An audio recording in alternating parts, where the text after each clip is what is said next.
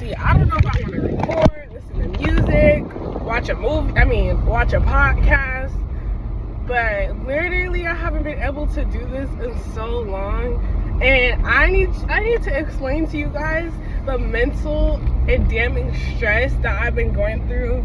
So the economy is shit, and literally my mom, her car, she got a car without getting a check on the car or whatever, and it was a used car, right? It looked nice in the inside, it looked nice in the outside, it looked all new or whatever. Car was shit, and basically she didn't sign something, I don't really know what it's called, but anyways, moral of the story is she literally could not, there's nothing that she can do about it. She just had to let go of the car, and she's had to let go of the car, and which makes me so upset because literally people are spending their hard-earned money on that, and we only had 2 cars, and I'm a whole person. I'm supposed to have a job. My brother, he's a whole person. He has his basketball practices. My mom, she's starting a business, and my stepdad works. So we all four got our own different things. We got 1 car, and it's a tiny ass car too. But the size don't matter. It's really just the principle. I'm honestly grateful because I do think it has forced me and my brother and my mom to spend more time together, because, you know, growing up, we used to always be in the fucking car together because my mom, she would be scamming niggas, and and oh my god.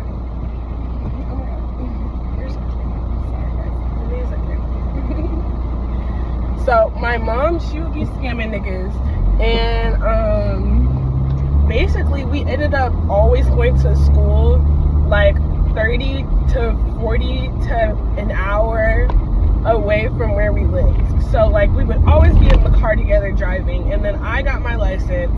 We had 2 cars. My stepdad, COVID happened. The economy was so beautiful at that time, but yeah.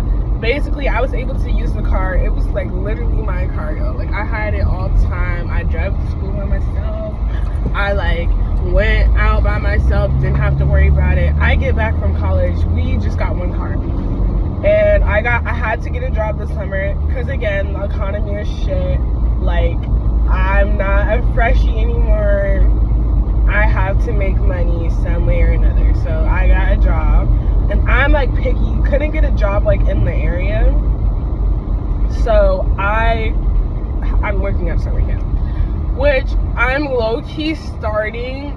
very low-key starting to make myself feel bad about, but that's a whole nother story in itself. God, that was a lot. But yeah, so here we are today. This is my hair. I don't like it, but I'm locking up, and so, you know, this is just what we're gonna have to deal with until my hair is locked up, and that's just gonna have to be okay with me. I miss California. I miss me not having to fit in respectability politics. Not even just California, because I will say, when I went to Lyman, which is my second school that I went to, I didn't have to deal with barely anything. My hair wouldn't be looking right. It would be, but realistically, you can't. Your hair, as a black woman, your hair can't look good all the time, 24/7. Your hair gets old. You have to redo it. Whatever. That's why I wanted to lock up, because I didn't have time. Personally, I didn't have time for that in college, and it wasn't even so that people cared, because people didn't care. I just felt ugly, and I was just I'm not doing this. Now, with these locks, on my own free time, I've never felt more beautiful in my whole entire life, and I'm absolutely loving the locks. Absolutely loving it. But just because I did instant locking, the method, doesn't mean that I don't have to go through that quote-unquote ugly phase, which that is a controversial term in itself. I don't even feel comfortable saying that because, again, I did not lock up in the normal, natural way. I locked up in a way that I was able to skip a lot of the steps of the process, which I think is immoral, and I'm trying to grapple with that right now.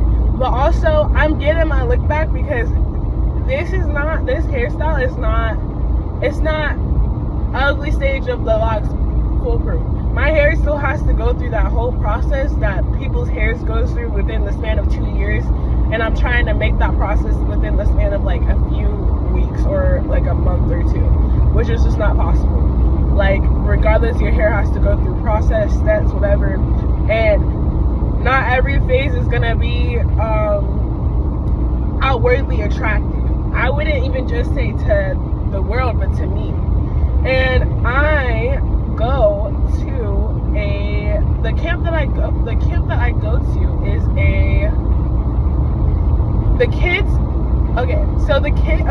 just example. The kids, they talk about like how they see people get shot up in their neighborhood. Me personally, never had to deal with that a day in my life, like ever. Like, I never had to deal with that. So I'm grappling with a lot right now. Not even, and that's such a selfish way of putting it, but like, I genuinely have nothing to talk to these kids about. Like, nothing I have to say I feel like is interesting to them, and that's fine. I'm okay with that because like it feels like it's probably how white people feel around black people. Like, or like, let's say a white lady working at a black school. Well, maybe if she working at a black school, she probably got some spice to her. I ain't got no spice. Zero. I have spice, but not in a spicy. It's a spicy white.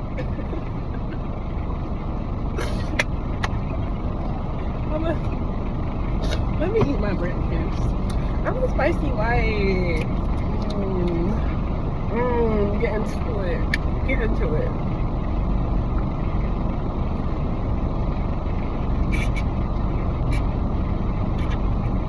What makes me cool to a certain group of people does not make me cool to all groups of people, specifically this group.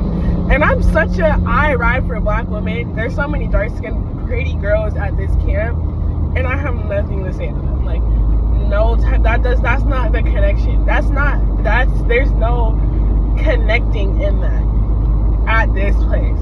And that makes me so sad. It makes me sad. But I also understand, and I'm trying to like give them and myself grace, because I understand that we both grew up in different spaces, and it just makes certain things unappealing. And also, I have not necessarily made it, but I have access to a life that a lot of these kids, like, if they do have access to it, they're gonna have to work fucking hard. They're gonna have to work fucking hard. And even if they do work that hard, they may not have access to it. And like, child, I done built my whole life on being a fucking victim. I ain't even that much of a victim anymore. So, yeah. Not even just a victim, but I feel like my last like year of life, I just have to argue with white people so much. Like, I don't even be arguing with white people, but like literally just being like, I deserve to be here because this, that, and the other. And it's not because, like, a lot of it is not stemmed on like, oh, I do this, oh, I do that, because I really haven't. I've accomplished a lot. I have accomplished a lot in my life. I have accomplished a lot, but I feel like my biggest accomplishment is understanding my my distance in the world, and I also understand that I have a lot of privilege. Let's talk about it. I have a lot of privilege, especially in comparison to these kids, and I don't know how to act. I feel like a white person. I feel like this must be how the white people feel like when I'm like, bitch, you're this, you're that, you're this, you're that. And it really just attests to, like, no matter what, you're always gonna have to go through something. No matter what, someone's always going through something better than you or something worse than you. And you know, I don't think I've processed that yet, but I'm grateful. I actually, like, me talking this out, I'm grateful that I put myself in this situation. I'm grateful that, like, my life isn't everything I want it to be right now. Like, because it's not, first of all, it's never gonna be like that, but I am not gonna get everything that I want in life, and well, not everything that I want, but not everything is gonna be appealing to me. You know what I mean? And it is my job to be like, okay, let me romanticize this. Let me find the beauty in this, because that's just what you gotta do. You know, if I had it my way this summer, I'd be traveling the world. I'd be traveling the world, doing this, that, and the other, and I don't have the luxury to do that. If I had it my way this summer, I'd be able to drive to camp every day, and I'm just not gonna be able to do that. But there are some beautiful things that are coming from this. If I had it my way this summer, I probably wouldn't be working at this camp. I just probably wouldn't. And I know that. I think I understand that. I'm processing that. I hate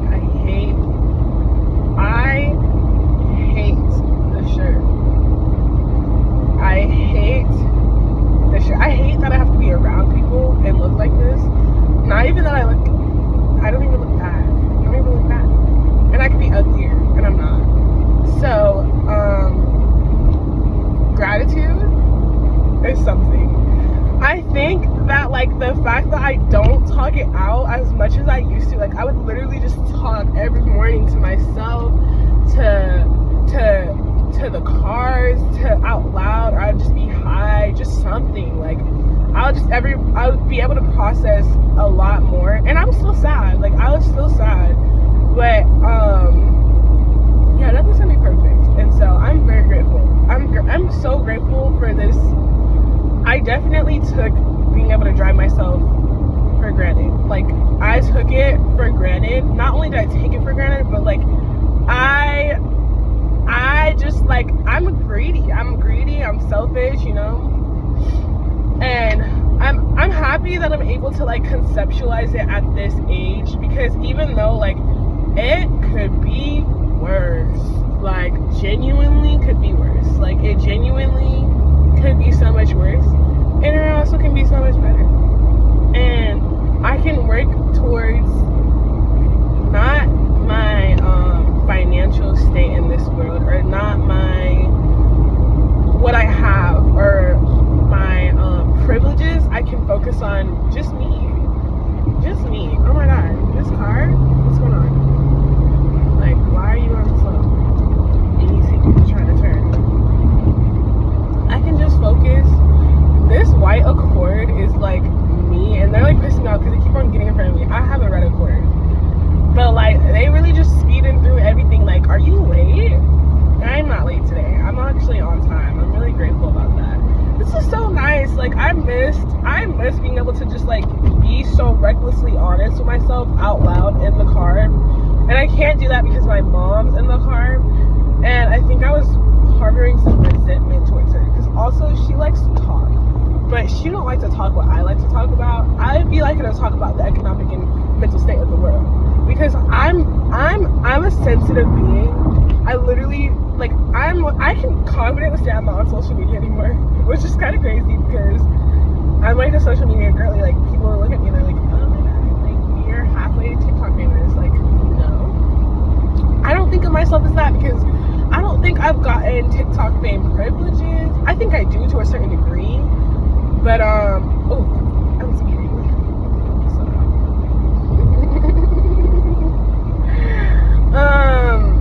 I think I have to a degree, but not for real.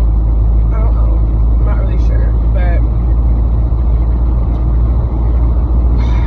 do you think it's bad if I curse and I have these words on? I really don't think anyone will ever see my thing.